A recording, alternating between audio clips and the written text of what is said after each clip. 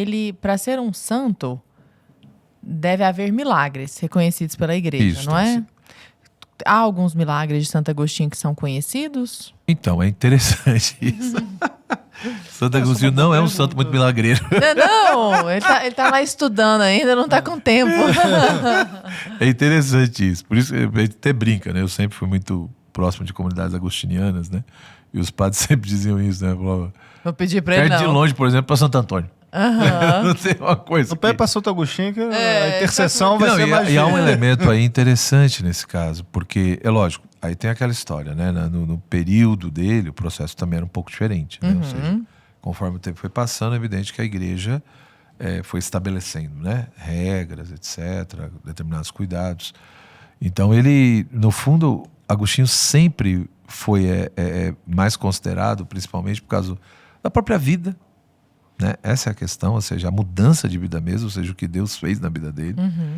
Em vida, ele foi muito conhecido, ele era muito consultado. Ou seja, não é à toa que escreveu mais de 200 cartas. E quando você pega e lê as cartas, tem de tudo. Tem cartas pequenininhas, simples, mas tem cartas que são tratados de filosofia e teologia, né? Então, Ele tem obra sobre retórica?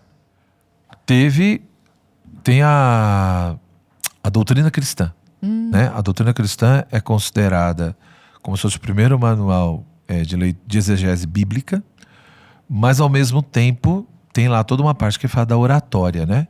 Que e como legal. seria o orador cristão, entendeu? Perfeito. Então é bem interessante, principalmente nos livros finais ele discute um pouco isso, né? Ele coloca muitas questões legais, como que o pregador cristão ele reza por aquele para o qual ele vai falar, né? Então ele não é alguém só que está preocupado em convencer pela eloquência, não sei mais o que, mas ele entende que o convencimento interior ele não tem poder para isso. Por isso que ele reza para se preparar, mas ao mesmo tempo ele reza para que o Espírito toque o coração do outro. Que legal. Né? Então ele entra nessas questões assim e outras, né? Então, de fato, assim, finalizando assim, a questão de doutor é nesse aspecto. Então não é por acaso que... Então em vida ele era muito conhecido, né? Então aí é lógico, vai ter todo o processo ali de canonização, vai ter sinais nesse sentido, o reconhecimento das pessoas. Ele morre em 430 em Hipona, com a cidade sendo invadida, dentro daquela questão anterior, né, da própria queda e crise do Império Romano, mas aí depois chega até a cidade dele, né? E de fato ele vai ser muito conhecido nesse aspecto, né? Vai ser uma pessoa muito presente, primeiro como padre, depois como bispo, né? E não é à toa que, repito, além de mestre da interioridade e doutor da graça, ele é chamado de mestre do Ocidente.